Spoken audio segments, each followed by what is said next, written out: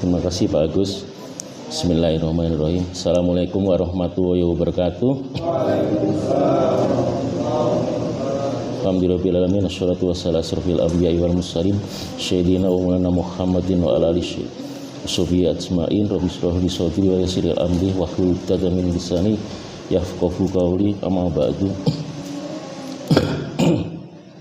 Alhamdulillah, pertama-tama mari kita panjatkan puji syukur kehadirat Allah Subhanahu wa taala atas semua rahmat dan nikmatnya, sehingga pada pagi hari ini, pada subuh ini, kita bisa bersama-sama menjalankan ibadah sholat subuh di Masjid Al-Hakim dan dilanjut dengan kuliah subuh yang akan kita laksanakan saat lagi. Sholawat dan salam tidak lupa kita haturkan kehadirat tujuan besar kita Nabi Muhammad SAW beserta seluruh kerabat, sahabat dan umatnya. Semoga kita menjadi umat yang dapat syafaat beliau di akhir nanti. Amin amin ya rabbal alamin. Terima kasih kepada Pak Agus sebagai moderator atas waktu yang diberikan pada saya. Kami ucapkan juga hormat kami kepada Ketua DKM Bapak Farhan Hidayat, Pak Sutaya sebagai penasihat, Pak Hadi, Bapak-bapak semuanya dan Ibu-ibu semuanya atas kehadiran di majelis ilmu pagi hari ini. Mudah-mudahan apa yang kita pelajari bersama pada pagi ini menjadi manfaat buat kita semua, menjadikan pembelajaran buat kita semua. Paling enggak kita semakin cinta dengan masjid. Jadi tema yang saya ambil memang sesuai dengan judul adalah arsitektur masjid sebagai simbol dan identitas Islam. Jadi kalau kita bicara tentang masjid, tentunya hal yang sangat penting ya, karena bagaimana juga masjid itu terkait erat dengan rukun Islam bahkan ya. Jadi kalau kita bicara dengan rukun Islam pertama, syahadat, itu tentunya setiap saat kita sholat juga kita pasti baca syahadat. Seorang yang masuk Islam pun ketika dia menjadi mu'alaf itu juga kebiasaannya dilakukan di masjid. Rukun Islam yang kedua, sholat, itu pasti kalau bisa seyogianya ya, terutama untuk laki-laki di masjid. Bayar zakat, puasa, banyak kegiatan yang memang dilakukan di masjid. Bahkan terakhir adalah menunaikan ibadah haji, itu pun akan dilakukan di masjid. Jadi masjid ini adalah sebuah wadah yang paling penting bagi umat Islam. Nah, saya suka sekali membahas tentang masjid, apalagi terkait dengan hal-hal yang berkaitan dengan masjid. Kita langsung saja ya. Jadi untuk masjid sendiri dari segi etimologi ya. Jadi etimologi itu adalah ilmu yang membahas tentang asal-usul kata. Jadi masjid berasal dari kata Arab yaitu sajadah, sujud, masjid atau masjid. Sujud mengandung makna taat, patuh, tunduk dan hormat. Secara lahiriah diselisihkan dengan meletakkan dahi, kedua tangan, kedua lutut dan kaki ke bumi. Tempat yang dibangun khusus untuk melakukan sujud secara rutinitas inilah yang disebut masjid. Jadi ini kata dasar dari masjid ya. Jadi sebagai tempat dia bersujud. Terus mengenai kalau berbicara tentang masjid, apalagi tentang arsitektural, tentunya kita tidak lari dari sejarah tentang masjid. Jadi kita mau nggak mau memang kita harus menengok jauh ke belakang mengenai peristiwa-peristiwa yang terkait dengan masjid.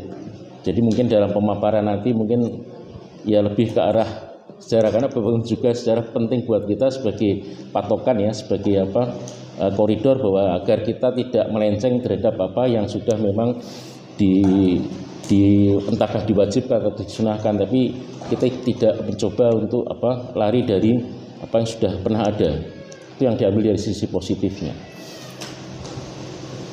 Terus kita berlanjut kepada pengertian pemahaman pertama, bahwa kita harus tahu bahwa masjid tertua di dunia yang pasti adalah Masjidil Haram.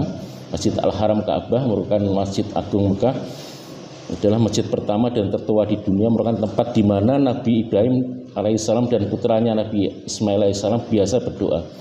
Tempat ini merupakan tempat paling suci untuk umat Islam. Ini adalah bentuk yang paling modern, yang paling terakhir terbangun ya. Tapi pada awalnya tentu tidak akan seperti ini. Jadi melalui perkembangan zaman, melalui beberapa dinasti itu melalui perubahan-perubahan. Terus kita bisa sebutkan juga bahwa ada 3 masjid paling istimewa. Ini disebutkan juga dalam hadis Nabi. Jadi keutamaan ini disampaikan langsung oleh baginda Nabi Muhammad SAW dalam berbagai hadis. Mengunjungi ketiga masjid ini hukumnya sunnah apabila mampu, baik secara fisik, waktu dan biaya, dan dianjurkan berdoa di dalamnya. Ketiga masjid itu adalah Masjidil Haram, Masjid Nabawi, dan Masjidil Aqsa. Sebenarnya ada satu lagi yaitu Masjid Quba. Jadi itu masjid yang pertama kali didirikan oleh Rasulullah SAW. Jadi kalau kita kilas balik ke sejarah, jadi kita paham bahwa masjid tertua di dunia adalah Masjidil Haram. Ada 3 masjid yang paling istimewa itu menurut Rasulullah adalah Masjidil Haram, Masjid Nabawi, dan Masjidil Aqsa. Karena kalau Masjid Nabawi posisinya di Madinah, Masjidil Haram di Mekah, kalau Masjidil Aqsa itu di Palestina. Dan ini kalau Masjidil Aqsa ini banyak sejarah yang cukup cukup mengharukan lah istilahnya. Kita terus menuju kepada masjid yang pertama kali dibangun Rasulullah SAW. Masjid yang pertama kali dibangun adalah Masjid Quba, itu di pinggiran kota Madinah. Dibangun oleh Rasulullah SAW pada 8 Rabiul Awal 1 Hijriah 622 Masehi. Masjid ini dibangun di saat Rasulullah dan para sahabat melakukan hijrah menuju Madinah, dan Rasulullah singgah di Quba selama 5 hari. Ketika membangun masjid ini, Rasulullah dibantu malaikat Jibril untuk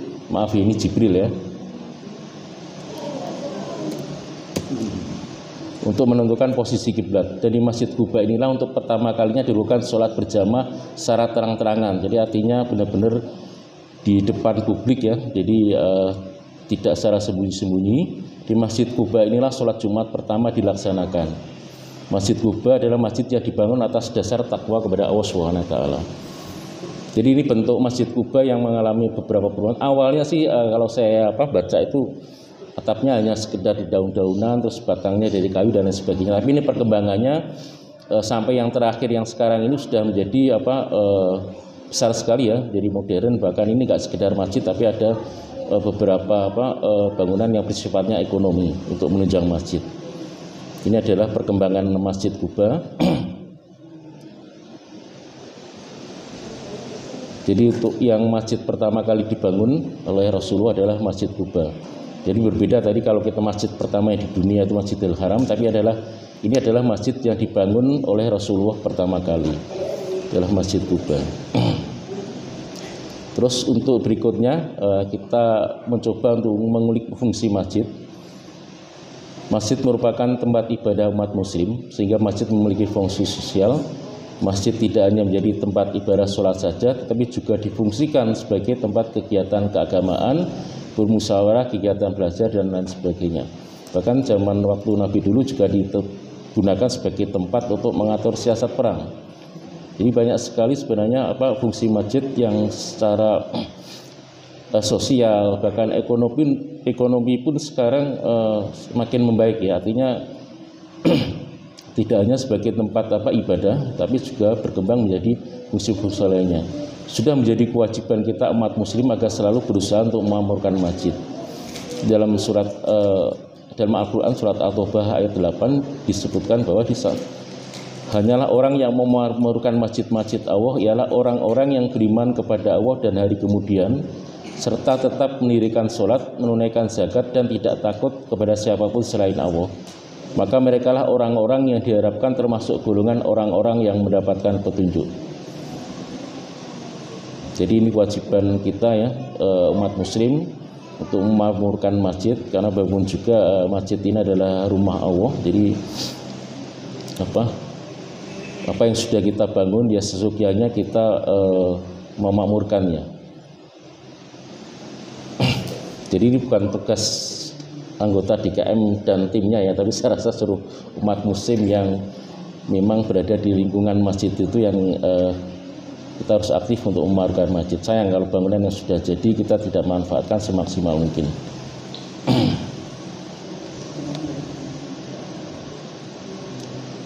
Selanjutnya adalah mengenai arsitektur masjid. Jadi kita bahasanya menuju ke arah yang terkait dengan bentuk dari masjid.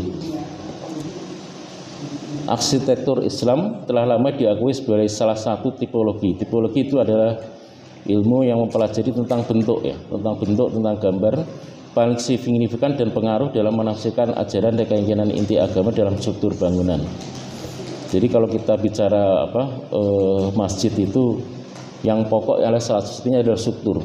Karena struktur itu kan fundamental dari bangunan. Nah, kalau kita lihat kan dimensi masjid itu kan memang besar ya. Jadi kemegahan itu perlu didukung oleh struktur yang memang mumpuni dan cukup kuat. Masjid merupakan bangunan yang termasuk dalam tipologi bangunan ibadah. Secara arsitektur memiliki karakter yang sakral dan agung. Jadi kalau kita lihat bentuk ya masjid itu memang ada ciri khas. Jadi dari segi karakteristiknya itu adalah sebagian besar itu adalah bentuknya besar. Itu menunjukkan sesuatu yang agung dan agak tinggi, vertikal, itu sakral. Jadi itu yang menjadi bentuk dasar di sebuah masjid. Meskipun dalam perkembangannya nanti kita lihat bahwa masjid itu macam-macam ya. Sekarang bahkan desainnya itu modern-modern sekali. Tapi secara prinsip adalah yang tergambar dari bangunan itu sendiri adalah sakral dan agung. Masjid sebagai tempat ibadat tentunya selain bersifat suci, sakral dan bersih juga harus memberikan visual sebagai tempat yang melambangkan kemegahan dan keindahan. Meski dengan material finishing yang sederhana sekalipun, memberikan tampilan bangunan yang mengajak setiap umat muslim untuk berkumpul menunaikan ibadah sholat. Jadi nanti kalau kita lihat beberapa foto bangunan masjid dari beberapa belahan wilayah ya, dari zaman dulu sampai sekarang itu memang bentuknya beda-beda, materialnya juga beda-beda. Jadi tergantung pada budaya lokal juga. Jadi tapi dari segi tampilannya itu sudah menunjukkan bahwa itu adalah masjid sebagai tempat ibadah umat muslim. Nah, kalau saya mengambil gambar Masjid Nabawi Madinah karena memang ini termasuk salah satu masjid yang paling indah, Pak. Jadi dengan bentuknya, terus dengan struktur interiornya, terus dengan ornamen-ornamen interiornya, ini yang termasuk yang paling indah Masjid Nabawi ini.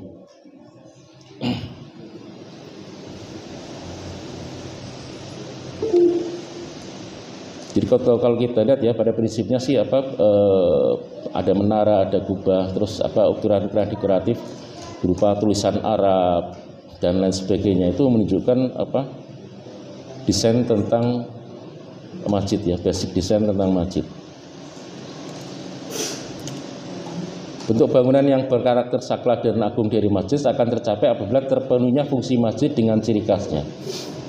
Jadi ciri khas masjid itu terdiri dari halaman terbuka, teras atau arcade ya, jadi teras sekitar ruang sholat, terus ruang sholat sama menara. Jadi menara itu dalam tanda kutip sebenarnya antara ada dan tidak ada, tapi ini salah satu ciri khas masjid yang menandakan sebuah bangunan masjid. Jadi kalau kita lihat denah ya, jadi ini denah, kita ada ruang sholat, kita punya mihrab di depan ke arah kiblat, kita punya teras di sekitar masjid. Dan tentunya kita punya pelataran di luar masjid. Nah, ada satu lagi mengenai menara, ini bisa ada bisa tidak, tapi kebanyakan memang punya menara. Terkait elemen terpenting tentunya adalah area ruang dalam masjid yang terkait dengan interior masjid, yaitu organisasi, tata letak ruang dan penempatannya sesuai dengan fungsi ibadah masjid. Jadi ada mihrab, ada ruang sholat, itu pun nanti terbagi dari akhwat dan ukhti, terus ada tempat wudhu dan lain sebagainya. Terus metode memanfaatkan pencahayaan dan sirkulasi udara alami serta detail ornamen yang menggambarkan masjid sebagai tempat ibadah. Penempatan ruang mihrab, area sholat untuk jemaah laki-laki, jemaah wanita, ruang wudhu, toilet dan lain sebagainya, dan yang terpenting adalah masjid menghadap kiblat. Jadi pada prinsipnya sih kenapa kebanyakan masjid dulu itu dibangun sangat tinggi, sangat besar ya? Karena pertama pengen areanya itu luas, jadi ketika beribadah itu pun nyaman. Terus untuk ketinggian itu dimanfaatkan, difungsikan sebagai aliran sirkulasi udara. Jadi kalau kita lihat, kalau kita dari bawah itu sirkulasi udara sampai ke atas, dia akan keluar di sisi atas. Nah, zaman dulu kan kita belum mengenal kipas angin, AC dan lain sebagainya. Jadi masih sirkulasi udara alami. Terus banyak sekali kaca-kaca atau ventilasi untuk cahaya-cahaya masuk. Jadi penerangan dulu masih menggunakan penerangan alam. Jadi kenapa masjid dulu itu banyak sekali kaca-kaca, banyak sekali lubang-lubang, itu fungsinya untuk ventilasi udara dan pencahayaan alami. Jadi ini yang ya pada akhirnya secara tidak langsung itu membentuk bangunan masjid itu besar dan tinggi. Di samping tentunya dipengaruhi dengan desain-desain arsitektur Roma yang waktu itu ya, yang memang cukup besar ya untuk setiap bangunannya.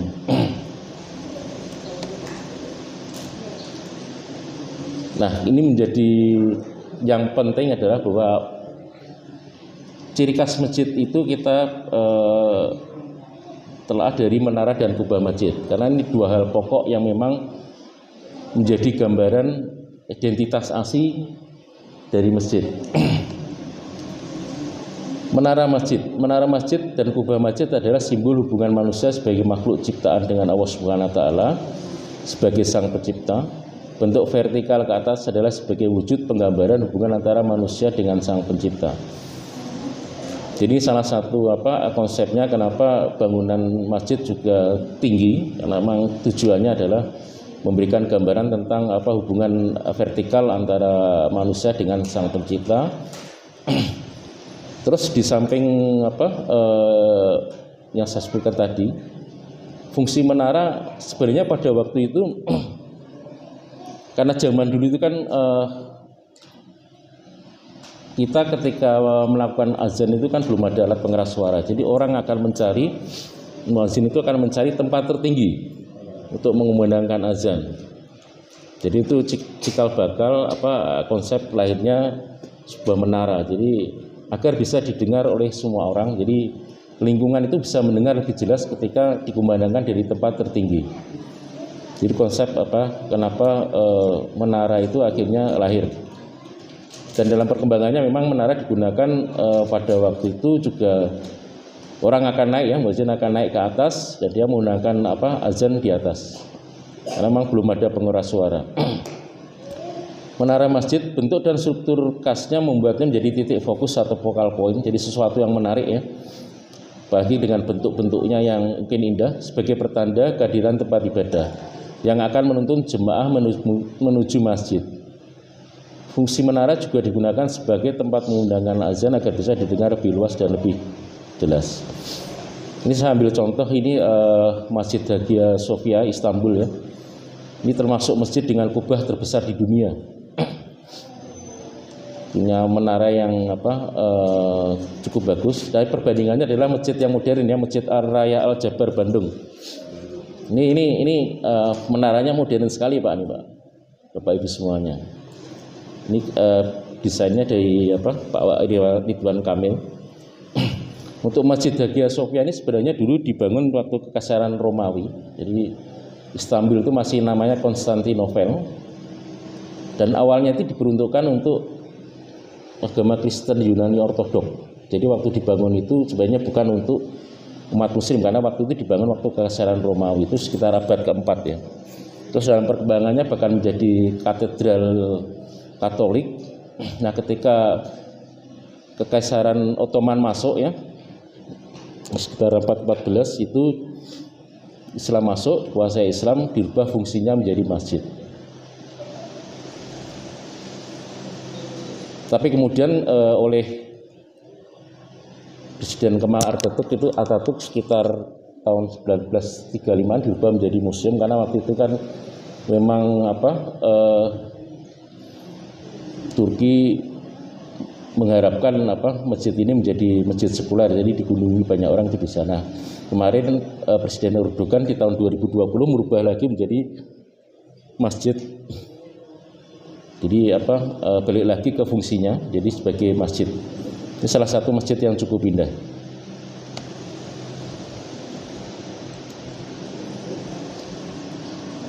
Nah, kita bicara selanjutnya adalah mengenai sejarah tentang kubah masjid. Arsitektur Islam pertama dan termasuk tertua di dunia yang memiliki kubah masjid adalah Masjid Kubah Asy-Syakrah atau Dome of the Rock di Yerusalem, Palestina. Ini dibangun sekitar tahun 685 sampai 691 Masehi oleh Khalifah Abdul Malik bin Marwan dari dinasti Umayyah. Masjid ini terletak di tengah kompleks Al-Haram Asy-Syarif, Masjid Al-Aqsa. Jadi sebenarnya ini adalah komplek ya. Kalau kita bicara Masjid Al-Aqsa itu adalah komplek. Jadi yang sebenarnya yang dom emas ini itu bukan Masjid Al-Aqsanya.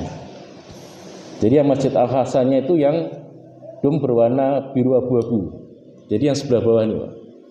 Kalau yang ini adalah Masjid Kubah Asy-Syakrah, Dome of the Rock, Palestina. Nah, di Masjid Kubah ini terdapat batu karang pijakan Nabi Muhammad ketika melakukan Isra Mi'raj, jadi ke Sidratul Muntaha. Jadi ini sebenarnya bukan yang bukan Jami Al-Aqsanya ya, tapi ini Masjid Kubah ini. Karena memang dibikin dari batu karang, jadi batu-batu yang disusun terus diukir, terus atapnya ini adalah konstruksinya kayu dilapis emas. Kalau untuk Masjid Al-Aqsanya ini di bawah, jadi kubahnya berwarna abu-abu biru, terus cat temboknya krim. Untuk Masjid Kubah ini, Dome of the Rock ini sampai saat ini difungsikan sebagai tempat suci ya. Jadi lebih dianggap sebagai tempat suci, bukan sebagai peribadatan untuk sholat, tapi sebagai tempat suci umat Islam. Dan yang membedakannya, jadi sebenarnya ini, jadi masjid ini pertama kali ini karena memang ada pengaruh dari arsitektur Bizantium zaman Romawi, artinya bentuk segala macam kita masih mengacu ke sana. Cuma yang membedakan adalah untuk dekorasi interiornya tidak menggunakan ukiran-ukiran atau mozaik bergambar manusia dan hewan. Itu yang membedakan ya. Jadi kalau kita bicara arsitektur Romawi itu kebanyakan menggunakan gambar-gambar orang, gambar-gambar binatang, tapi di sini tidak. Jadi oleh Khalifah Abdul Malik ini desain mozaiknya menggunakan desain tumbuh-tumbuhan, sulur-sulur tumbuh-tumbuhan, permata, mahkota dan tulisan Arab. Itu yang membedakannya. Jadi secara bangunan masih diilhami oleh arsitektur Bizantium, tapi secara detail sudah desain Islam. Nah, kalau kita lihat bentuk. Jadi kalau kita bicara struktur, sesuatu yang sama sisi itu pasti lebih kuat. Entah itu segitiga sama sisi, kubus, heksagonal, oktagonal, itu secara struktur kuat karena penyaluran daya dukungnya itu sama. Jadi Masjid Kubah Asy-Syakrah ini oktagonal bentuknya. Jadi 8 sisi yang sama. Terus dia vertikal, punya kubah dengan ketinggian seperti ini. Sesuai dengan namanya kubah batu, bentuk bangunan adalah bangunan poligon oktagonal yang terdapat kubah di tengahnya. Bentuk lengkungan kubah terlihat megah dan lunak. Inilah yang menjadi ciri khas arsitektur Bizantium. Untuk kubah terbuat dari kayu yang dilapis emas. Namun untuk dekorasinya tidak ada mozaik manusia dan hewan. Mayoritas mozaik adalah tulisan Arab dan pola tumbuhan yang bercampur dengan permata dan mahkota.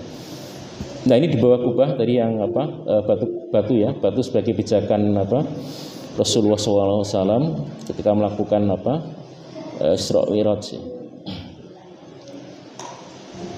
Jadi kalau kita bicara Masjidil Aqsa ya, jadi ini tempat yang sangat-sangat bersejarah karena di sini juga turun wahyu untuk melakukan sholat 5 waktu. Jadi kalau kita secara historis lihat bahwa memang Masjidil Aqsa adalah salah satu masjid yang paling penting dalam sejarah Islam dan memang salah satu masjid yang suci ya, di samping Masjidil Haram dan Masjid Nabawi.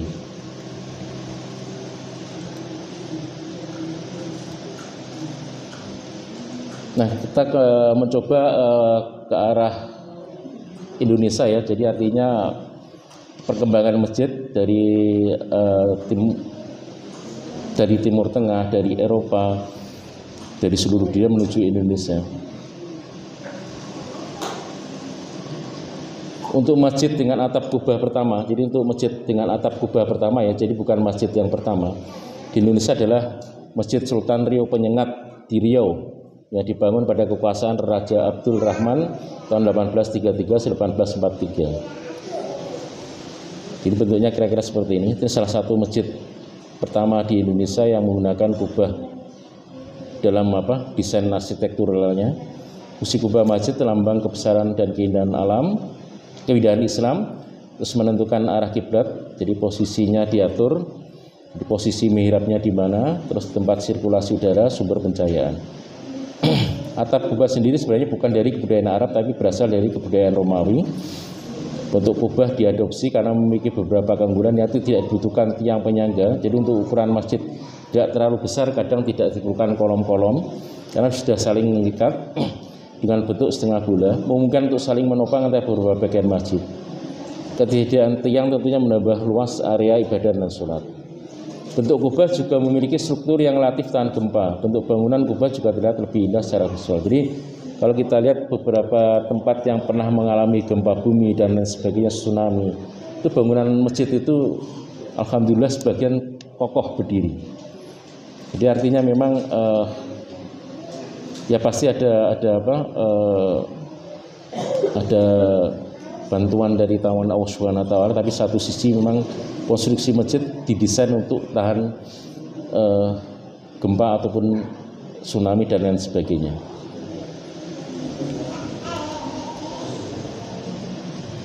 Untuk bangunan masjid di Indonesia saat ini, secara umum terdapat dua gaya bangunan masjid, yaitu masjid dengan atap kubah, terus masjid dengan atap bermustaka atau atap limasan bersusun. Di luar itu tentunya sekarang sudah banyak desain-desain masjid dengan gaya modern, tapi pada prinsipnya tetap mengacu kepada fungsi masjid dengan tata ruang standar ibadah masjid.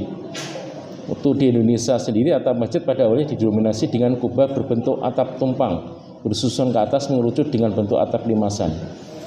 Atap mustaka ini dipengaruhi oleh sektor dari Cina Selatan, Muslim Cina yang berada di Yunan, Xinjiang dan Uyghur. Ini salah satu yang mempengaruhi juga dari, selain dari kubah tadi dari Turki, terus ini juga ada beberapa dari Cina, jadi Muslim Cina itu pengaruh, tapi pasti ada kolaborasinya dengan arsitektur lokal, jadi dengan kearifan lokal. Kalau kita lihat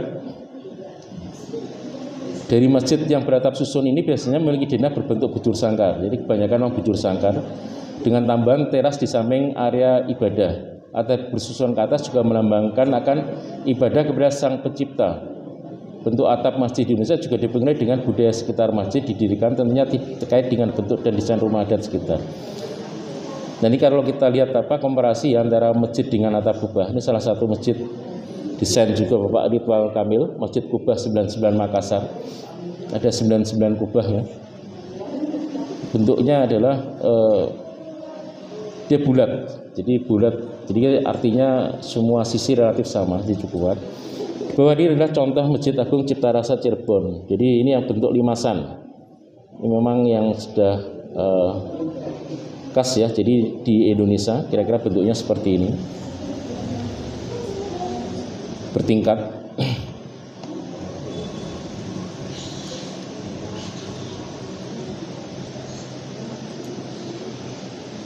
Dan ini coba saya lampirkan beberapa foto. Jadi masjid di Indonesia pun itu sebenarnya sudah cukup lama ya, sudah cukup jauh, bahkan di abad 12 itu pun sudah ada masjid gitu loh. Jadi masjid tua dengan identitas daerah atau kearifan lokal para sektor luar. Masjid Saka Tunggal Banyumas ini salah satu masjid tertua, sudah sekitar abad 12. Jadi bentuknya memang khas ya. Jadi memang khas ini dengan desain limasan. Jadi bertumpuk ke atas. Memang disesuaikan dengan desain adat sekitar ya, budaya sekitar. Terus Masjid Tua Patimbura Al Yasin Fakfak Papua, ini masjid yang di Papua pun sebenarnya sudah ada waktu itu. Ini zaman kolonial Belanda. Cuma konsepnya mungkin masih dari Eropa, jadi ada kubahnya. Ini di abad 12 ya, 1200-an lah. Jadi ternyata di Papua pun sudah ada masjid ternyata. Terus Masjid Menara Kudus, ini perpaduan antara gaya Hindu ya, karena waktu itu mungkin dipengaruhi dengan lingkungan sekitar. Terus ada kubahnya dan perkembangannya. Terus sebenarnya di sisi kanan ini bangunan yang asli sana nih, ini bangunan arsitektur area Kudus. Terus kita menuju juga ada Masjid Kuno Bayan Baliak Lombok, ini dari atap ilalang. Ini bentuknya limasan dengan dinah bentuk kubus, termasuk masjid tua. Terus ada Masjid Wapau Maluku, ini juga dengan bentuk kearifan lokal dengan menggunakan material kayu, ilalang dan lain sebagainya. Satu lagi adalah Masjid Sultan Suryansah Banjarmasin dengan bentuk limasan juga. Jadi kalau kita lihat sebenarnya meskipun dari material yang sederhana, tapi secara bentuk, secara visual itu sudah bisa menggambarkan bahwa ini adalah tempat beribadat ya, sebagai masjid ya. Karena yang pasti adalah unsur-unsur yang tadi disebutkan, seperti adanya mihrab, ruang sholat, terus teras dan sebagainya itu terpenuhi.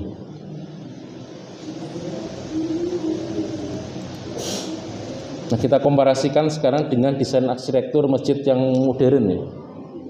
Jadi kalau kita lihat masjid-masjid sekarang itu didesain secara estetika itu sangat menarik, bahkan out of the box ya. Jadi anomali gitu. Bahkan saya tuh kalau lihat Masjid Baitus Sobur Lampung ini orang nggak akan kebayang ini masjid. Ini ternyata masjid ya.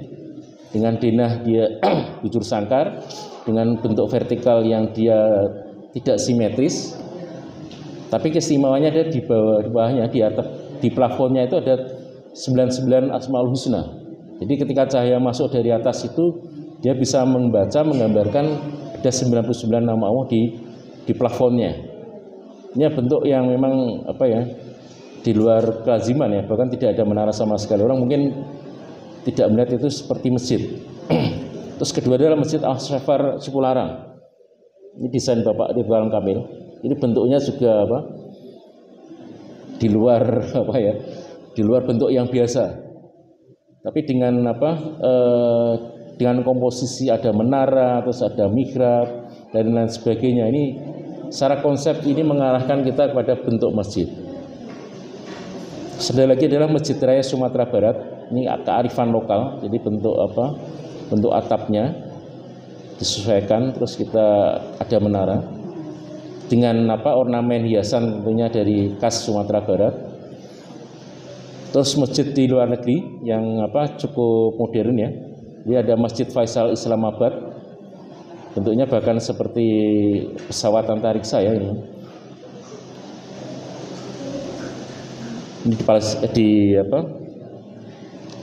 di Pakistan dengan menara yang cukup tinggi. Terus Masjid Rijeka Kroasia, bentuknya juga sangat modern ya.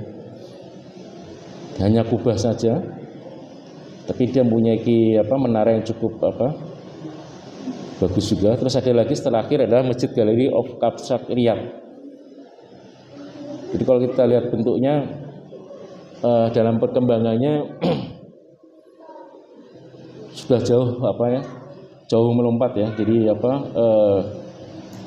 dari bentuk pertama masjid dari zaman dulu sampai sekarang sudah cukup banyak perubahannya. Cuma yang menjadi